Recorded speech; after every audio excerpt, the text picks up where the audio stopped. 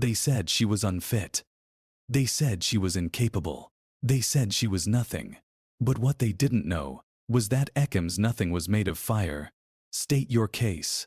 Why should the court grant you custody of these children? The judge asked, his voice firm and cold. Because I didn't lose them. He stole them, Ekim said quietly. But there was a cutting edge to her words that made the room hold its breath. Objection, Your Honor. Emotional statements are not evidence. This woman stands before you with no husband, no home, no income. All she has is her sentiment.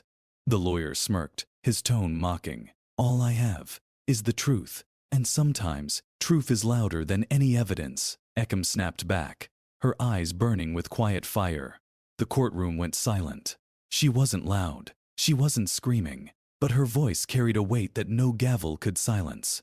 Ekim looked small in that space-worn clothes, hair pulled back, eyes tired. But tired didn't mean defeated. Explain yourself. You speak of truth. Then give this court the truth, the judge pressed. The truth? The truth is, I was 19 when I married him. I believed in promises.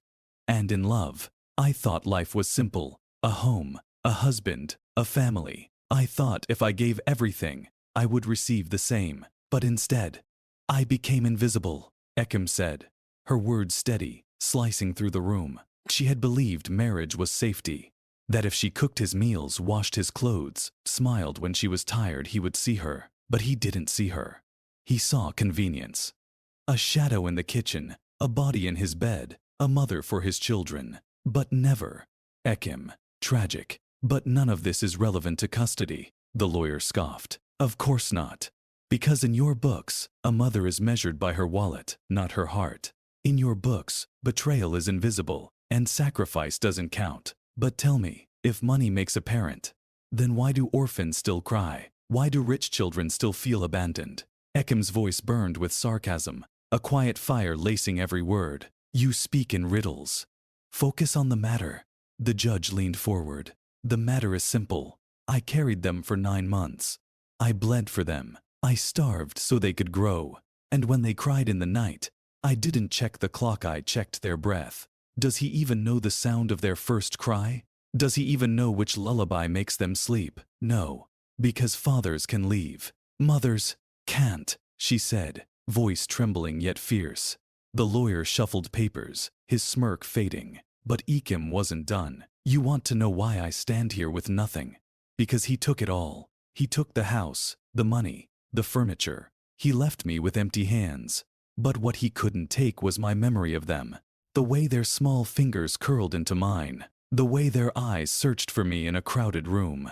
You can strip a woman of everything, but you can't strip her of her motherhood, she said, her voice steady, each word a knife. And yet, you have no proof of stability. Love doesn't pay rent. Love doesn't buy food. These children need more than poetry, the lawyer said coldly. Stability. Do you know what stability is? It's a mother walking miles in the rain to buy bread. It's stitching the same dress again and again so the child doesn't feel poor. Stability is not a bank account. It's a heartbeat. And mine has never failed them, Ekim said, chest rising, eyes blazing. And what if the children wish to stay with their father? The judge asked, testing. Then I will teach them what it means to be home. I won't bribe them with gifts or silence them with fear. I will remind them that a mother's arms don't expire. A mother's love doesn't vanish when money runs out. If they doubt, I'll wait. Because roots don't need convincing, they always know where they belong, Ekim said softly but fiercely. The air felt heavy. Every eye in the room shifted to the man sitting smugly across the room, her husband, or the ghost of one. You thought you could erase me, but how do you erase blood? How do you erase the woman who carried them when you couldn't even carry your vows? Ekim whispered to herself. Her mind drifted backward, pulled into memory. The courtroom faded, and suddenly, she was 19 again, a bride, a believer, a girl who thought life was made of forever. I'll cook for him. I'll smile for him. I'll make his life easy. That's love, right? Ekim remembered whispering to herself in those early days. But love, for him, was hunger. Hunger for control. Hunger for attention. Hunger for anything but her. He doesn't look at me the way he used to. He comes home late, smells different.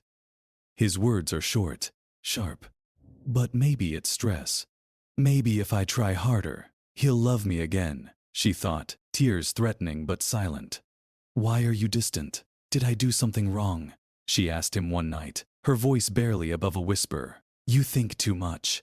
Sleep, he replied coldly. Dismissive. That was the first betrayal, not the affair, not the lies, but the silence. The silence that told her she wasn't enough. He cheated. Not just on her, but on the family they built. He didn't just find another woman, he adopted children with her. Children who now sit in the house she built, eating on the table she polished, sleeping in the room she cleaned. And yet, they call her mother.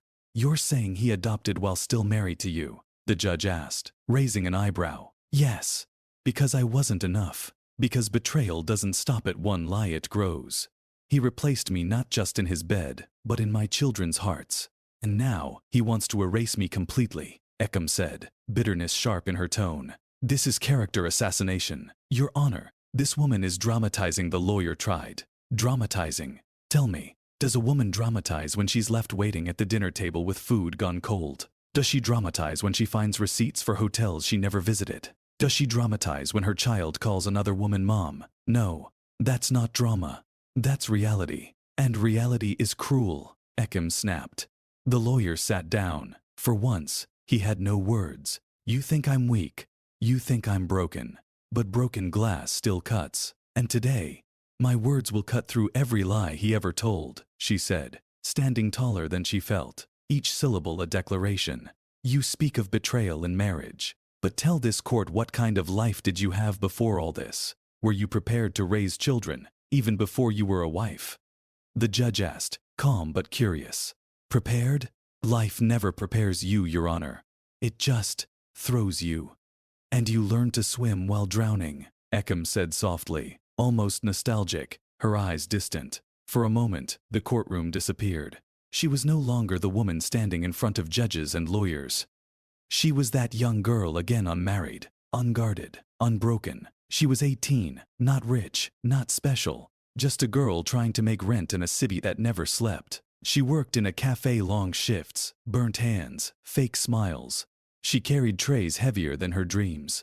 Customers didn't see her. To them, she was just a uniform, a nameless worker. But Ekim saw them. She saw the way men laughed too loud, the way women pretended not to cry. And she thought, life is full of stories, but no one is listening. She worked from sunrise to midnight, pouring coffee, wiping tables, pretending her body wasn't breaking. Yet she carried hope like others carried wallets, always close, always necessary. Sometimes she would sit in the corner during break, eating leftover bread, imagining that maybe someone would walk in, see her, and not just her uniform. Maybe someone would hear her silence and not just her automatic yes, sir. Maybe love would come the way rain does, sudden, uninvited, but cleansing. She thought love would save her. She thought men who smiled meant safety. She thought patience meant reward. But life was about to teach her otherwise. People think poverty is about hunger. No, hunger you can bear. Poverty is about invisibility. About walking into a room and no one noticing. About speaking and your words dissolving like smoke. Poverty is when even your tears feel cheap. And yet, Ekim worked. Every single day, she sent money back to her sick mother in the village. She paid her brother's school fees. She kept nothing for herself except dreams. Her boss used to say, "You're a good worker, but you'll never get far. Girls like you end up as wives, not managers." And she used to smile, not because she agreed, but because fighting him would cost her job. That's what poverty does, it teaches you how to swallow rage like water. And then, he walked in, the man who would one day ruin her. But back then, he was just a stranger at a café table. He ordered black coffee. No sugar. He looked at her differently, not like she was furniture, not like she was invisible. He looked as if she mattered. And for a girl who had always been background noise, that look was a symphony. He asked her name, just her name. And Ekim swore it felt like the first time she existed. Do you know what that does to a girl who's always been ignored? It makes her believe that maybe, finally, someone sees her. And he did see her, but only the parts that served him. So, you admit you were a poor cafe worker, struggling, unstable, barely surviving.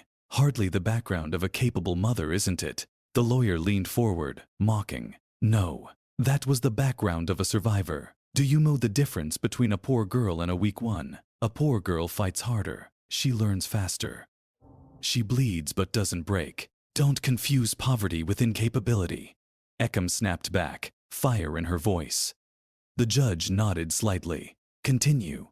What happened next? He came back the next day, and the next. Always ordering the same coffee, always asking about her. Slowly, she started to talk. She told him about her mother's illness, about her brother's studies, about her long hours. And he listened. Or, at least, he pretended to. And that's how a cage is built, not with bars, but with words. He told her, "You deserve better. You shouldn't be wasting your life in this cafe. You're meant for more." And she believed him. Because when you've been invisible for too long, even the smallest recognition feels like prophecy. He started walking her home after shifts. Sometimes he'd bring food, sometimes just company. He made her laugh. And laughter, when you're drowning, feels like air. She thought, maybe this is it. Maybe her life is about to change. She used to tell herself she'd work a few more years, save up. Maybe one day she'd open her own cafe. Maybe one day she'd hire girls like her, and none of them would feel invisible. She used to think small dreams were safer. But then he came, and suddenly she dreamed big. A house, a family, children with his smile. She thought love could erase poverty. But love, in her case, didn't erase poverty. It multiplied betrayal. Your Honor, I was young. I was foolish. I believed that a man's promises could replace my own strength. That if I leaned on him, I wouldn't fall. But leaning on him was the very reason I broke, Ekim said bitterly. And yet, you married him? The judge asked. Yes. Because I thought marriage was escape. I thought it was freedom from long shifts, from being invisible, from being poor. But what no one tells you is sometimes marriage is not escape. Sometimes it's a prettier cage, she said softly. But every word cut through the courtroom. When she was unmarried, Ekim worked. She bled. She swallowed insults with the same hands that carried coffee trays. She buried her own hunger to feed her family. And still, she smiled. That was her life. That was her strength. And yet, people looked at her and said, she's nothing. Then he came, and she thought finally, she will be something. Finally, she won't just be a worker or a daughter sending money home. Finally, she'll be a wife, a mother, a woman who matters. But here she stood today, a wife abandoned, a mother questioned, a woman erased. Tell me, Your Honor, was I better off invisible? Her voice cracked, but not in weakness. In power. Because sometimes broken glass cuts deeper than sharp steel. The gavel had fallen hours ago, but Ekim's heart was still pounding as if the courtroom hadn't ended. She left with no children, no photographs, not even their school drawings, just empty hands. That night, her home was quiet, too quiet for a mother's ears. She sat on the edge of her bed, staring at the walls. Walls that once held laughter, now holding silence. Then, the doorbell rang. Mrs. Kent stepped inside without waiting for an invitation. Her face was pale with anger. You didn't deserve this. Not you. I've seen mothers who don't even know their children's birthdays yet. They get to keep them. And you? They tore yours away. Ekim's hands trembled as she spoke. They didn't just take them, Mrs. Kent. They took my breath. My chest is empty, like I'm still alive, but someone cut out my ribs. Mrs. Kent whispered, you'll fight back, won't you? Ekim let out a bitter laugh. Fight. They said I'm not fit to be a mother. Imagine that. After nursing fevers at 2 a.m., after skipping meals so they could eat, after holding them through nightmares. I am the unfit one. Her voice dripped with sarcasm. It was not weakness, it was venom now. The phone rang. Daniel's number. His voice was distant, cold. You're making this harder than it needs to be. Stop talking to lawyers. Stop showing up at their school. You're embarrassing yourself. Embarrassing? She cut in, sharp as a blade. No, What's embarrassing is a man who adopts children to decorate his ego, then cheats on his wife and calls her unfit. That's embarrassing. You'll only hurt them if you keep fighting, he said flatly. Her voice broke, but her words stayed sharp. Hurt them? Do you even know what hurts a child, Daniel? It's not poverty. It's not living in a small house. It's knowing their father threw away the woman who carried them inside her body. The line went dead, but her rage did not. Later that week, she visited her children at the foster home. The smell of disinfectant and new paint filled the hallways. A social worker sat at the edge of the room like a warden with a clipboard. "Mommy, why can't we come home? Did we do something bad?" one of the children whispered. Ekim knelt down, hiding tears behind a smile. "No, baby, you did nothing wrong. This world, it just got confused. But listen to me, I will come for you, no matter what it takes. No matter how long. You're mine." "Ma'am, please keep visits short. The children need stability," the social worker interrupted. Ekim turned, eyes blazing. "Stability? You think this is stability? A stranger's house, new faces every 6 months, and no mother's arms to run to? If that's stability, then this world is upside down." Her words struck like thunder. But thunder alone cannot win storms. She needed proof, work, evidence, a war of papers and signatures. And she was ready. At her workplace, late at night, everyone else had gone. The hum of the air conditioner was the only sound. Her boss stopped at the doorway. "You're still here?" "Everyone else left hours ago." Ekim didn't look up from the files. "I can't afford to leave. Not anymore." "You're burning yourself out," he said softly. She looked up, her face calm but unshakable. "No, I'm building myself up. Every paycheck is one step closer to bringing my children back. They told me I had nothing. Soon I'll have everything they said I lacked." Sarcasm became her shield. Work became her weapon. And love was the fire that refused to die. She wasn't the same woman anymore. She was a storm walking in human skin. Days turned into weeks. Weeks bled into months. But for Ekim, time was not measured in calendars. It was measured in missed birthdays, empty chairs at dinner, and the ache of 2 small voices that no longer called her mommy. At the workplace cafeteria, a few colleagues whispered while she ate alone. "That's her, right? One whose husband left. Yeah. Heard she lost the kids too. Can you imagine? A mother who isn't even trusted with her own children." They chuckled quietly. Ekim didn't look up. Her voice cut through the murmurs like a knife. "Funny thing about gossip, it makes the mouths busy, but keeps the brains empty. If you want to know about me, ask me directly. I don't hide." One of them stammered. We didn't mean no, you did. You meant every word. And you should, 'cause that's the only way people like me rise. The more you point at my fall, the higher I climb to prove you wrong." The room went silent. Sarcasm was no longer just her defense, it had become her sword. Later, at the lawyer's office, she slammed papers onto the desk. "You asked for proof I can support my children. Bank statements, pay stubs, extra shifts, even tutoring on weekends." The lawyer raised an eyebrow. "This is impressive, but the father's side has influence. He'll paint you as unstable." Ekim let out a bitter laugh. "Unstable? A woman working 16-hour shifts just to buy back the right to tuck her children in at night is unstable. If that's instability, then maybe the system needs therapy, not me." "You've got fire," the lawyer said softly. "I just hope the court listens." "They don't need to listen. They need to choke on the truth," she replied, teeth gritted. Truth was heavy, and so was her journey. Nights stretched endlessly, her body screaming for rest while her heart pushed her onward. On a late-night phone call with her daughter, supervised by foster care, the small voice came trembling through the line. "Mommy, did you eat? You sound tired." "I ate, sweetheart. Don't worry about me." She forced cheer into her tone. "I had a dream you came back. You were in the kitchen, making pancakes. Daddy wasn't there, just us." Her voice broke, and she covered the phone so the worker wouldn't hear her sobs. "One day, dreams won't just be dreams. I promise." A clearing of a throat interrupted her. "Time's up. Time's up. For who? For you?" For your clipboard? My time with them was stolen already. Don't you dare cut this short. Ma'am, no, don't ma'am me. Write this down in your file. A mother's time never expires. The line went dead, but her words lingered, heavy enough to stain paper.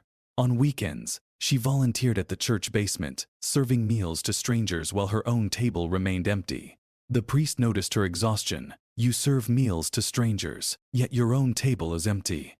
Why? Because giving keeps me human. They tried to strip me of dignity, of motherhood, of worth. But they can't take my humanity. If I can feed someone else's child, then God will find a way to bring mine back. He offered a soft smile. You speak like a soldier. No, Father, soldiers have uniforms. I have scars, and I'm still standing. Every word she spoke was dipped in pain, sharpened with sarcasm, fueled by love. She was no longer just a woman fighting a legal case.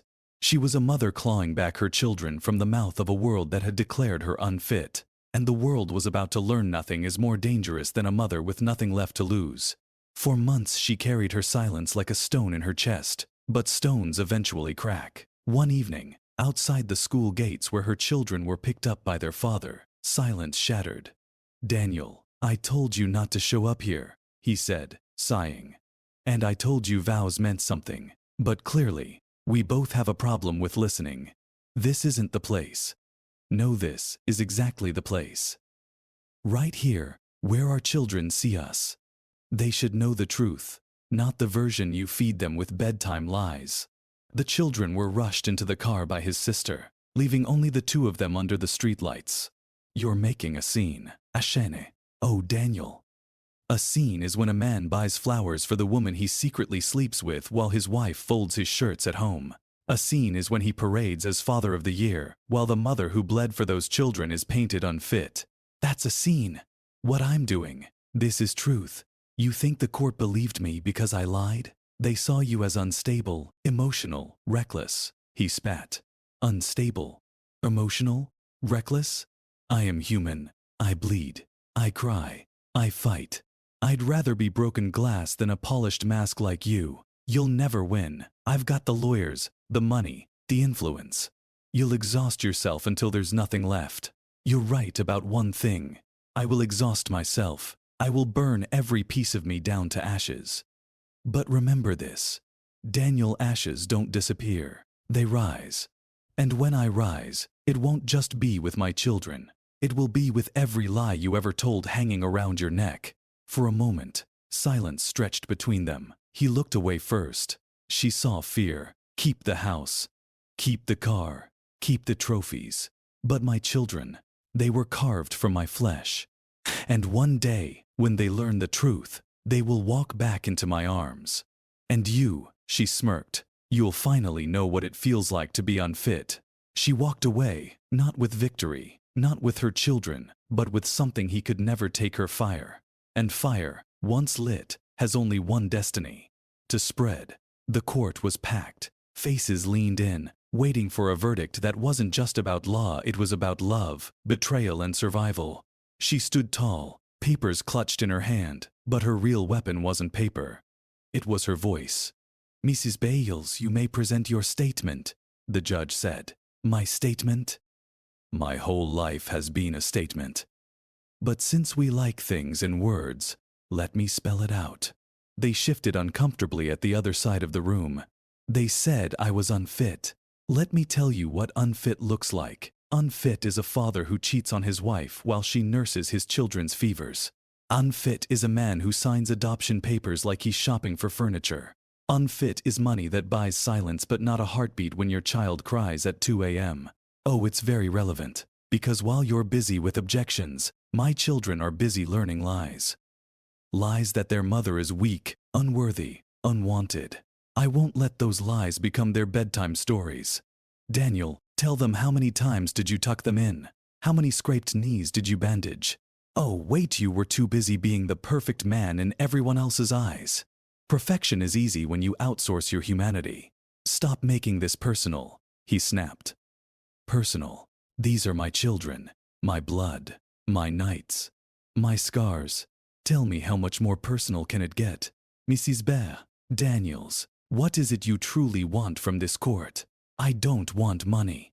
I don't revenge. I don't even want his house, his car, or his false reputation. I want my children. Because you can label me poor, broken, unstable, but when they cry, it's my name they call, not his. And if motherhood is measured by wealth, perhaps you should start selling wombs at the stock market. The gavel fell, but it wasn't the sound of finality. It was the sound of something breaking open. The court had heard her not just with their ears, but with their silence. Silence, sometimes, is the loudest victory. Months passed after the courtroom storm. Papers were still pending, lawyers still circling, but something had shifted. She was no longer just a mother fighting custody. She was a woman rebuilding her world, brick by brick. She painted the walls of her small apartment while humming softly. A neighbor peeked in. "You're really turning this place into a home. It's not just paint, it's a promise. One day, when my children walk through that door, I don't want them to see struggle. I want them to see strength. And if they don't come back, then I'll still keep this home ready. Because hope is the only rent I can never fail to pay." Her husband tried to corner her with money. Society tried to shame her with whispers. But she had learned something. Shame doesn't stick to a woman who has already walked through fire. During a supervised visit, her children ran into her arms. "Mommy, we missed you," her daughter breathed, clinging tightly. "I missed you more than air. But I'm breathing again because of you," she whispered, kissing her forehead, tears shining. "Daddy says you're angry," her son said innocently. "Maybe I am, but never at you. My anger is a wall so the world can't hurt you. Behind it my love waits. Always." Those few hours with them lit a fire brighter than any gavel could extinguish. She walked out not weaker, not smaller, but larger than her pain. Later, she spoke at a community hall to struggling mothers. "They call us broken. They call us unstable. But let me tell you, if you can hold your child's hand through fever, if you can survive nights without food so your babies can eat, if you can wake up every day and still fight, then you are not broken. You are unbreakable." Applause filled the room. Some women wiped tears, others nodded silently. Her story was no longer just hers. It had become a mirror for every mother who had been silenced, every woman told she was less. One final confrontation with Daniel outside the courthouse. "You still don't know if you'll win. You're wasting yourself," he said coldly. "I don't need to win on paper anymore, Daniel. I've already won. Every time they call me mom, every time they run to my arms, every tear they wipe on my shirt instead of yours, that's my victory. Courts can't erase that," she said, smiling with quiet power. "You'll never stop, will you?" He gritted his teeth. "Not until my last breath. And even then, my children will carry my fight in their veins," she said, steel in her voice. She walked away not as the woman who refused to vanish. Because sometimes, motherhood isn't about keeping your children under your roof. It's about keeping them inside your fire. And her fire would never die.